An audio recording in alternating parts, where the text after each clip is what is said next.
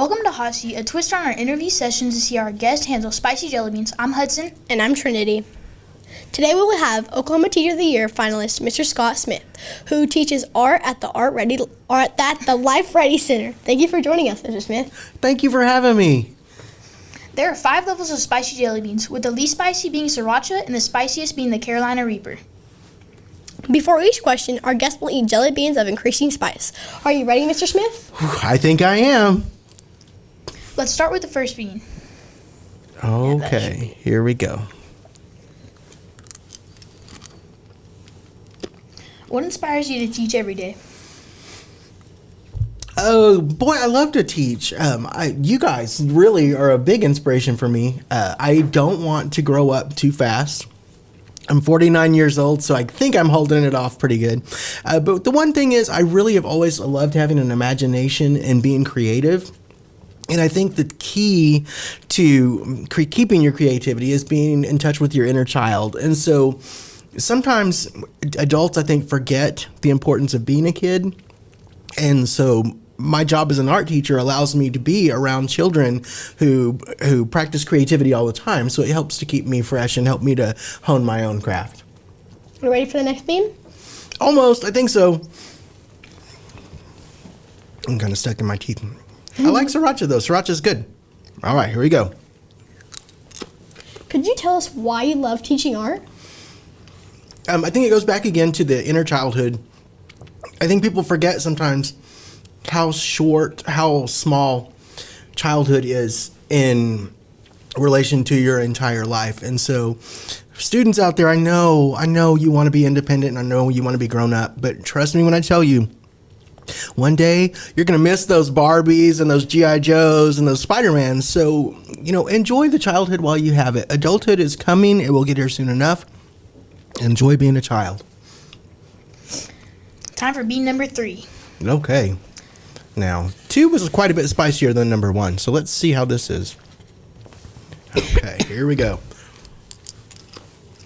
How do you approach the different personalities of each student to make them feel welcome?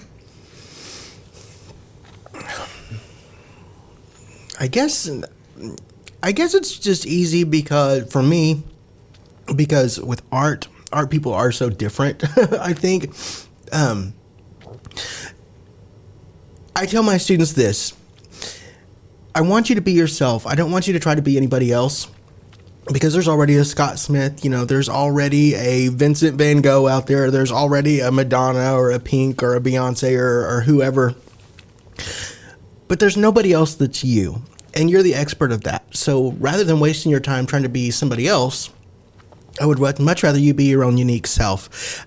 Today I had a conversation with a student who thought that their artwork wasn't as good because it didn't look like somebody else's. And I said, you know what? Nobody liked Vincent Van Gogh's artwork either when he was creating it. Now everybody loves Vincent Van Gogh. He was just ahead of his time. So if you feel like maybe you don't quite fit in, maybe you're just a little bit ahead of your time. Just let everybody else catch up. But you do you. Are you sure you're ready for the second hottest bean? I don't know, but I'm going to do it. Let's do this. Okay, here we go. Now, which one is this one? What flavor is this? Do we remember? No idea. No, I don't. It's okay. We'll find it later. Here we go. All right. What are some favorite art projects you've done with your teaching crew? Okay. Favorite art project? I have a really good one. So I teach various forms of art, from sculpture to drawing to ceramics, painting. But one of the things that I really loved about art was in 8th grade, I was a student at Central Junior High, which is now Central Middle School. And Patsy Carter was that is very spicy. Patsy Carter was my art teacher and for 8th and 9th grade.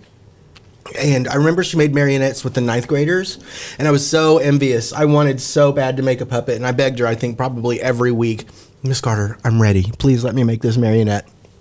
She said, it's 9th grade assignment.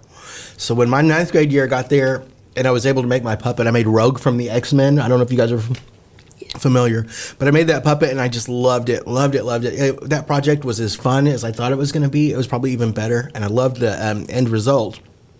And so I knew when I was going to be an art teacher, that was going to be my one project that I was definitely going to add to my list. And it's pretty popular. We have some really incredible puppets come out of my room every year.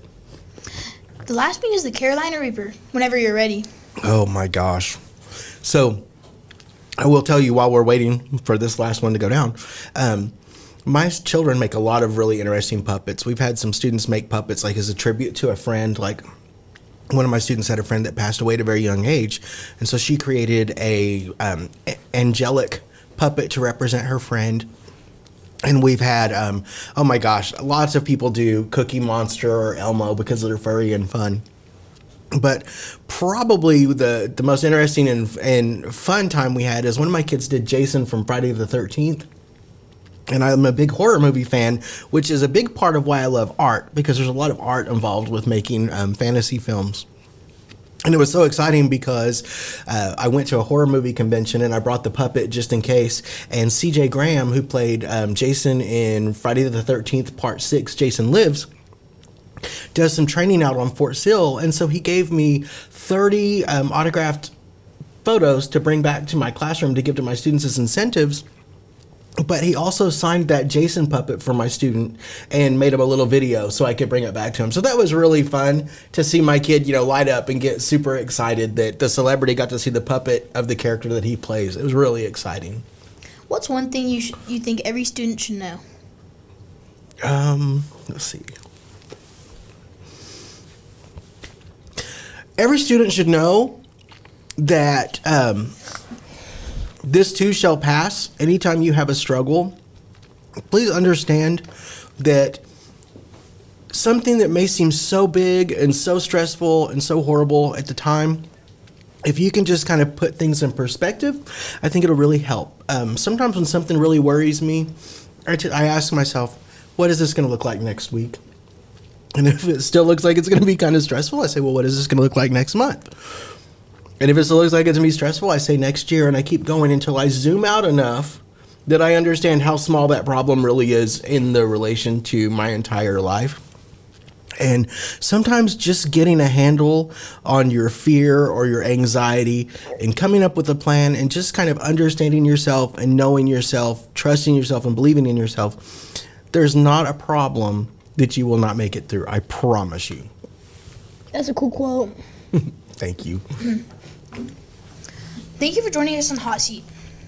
We hope you feel soon better, Mr. Smith, because those are going to go down hard. Yeah, that one's a little bit spicy there. Thank you guys so much for having me here. I really appreciate you. Thanks for talking with us. Absolutely. Thank you to our viewers for watching. I hope you enjoyed the video.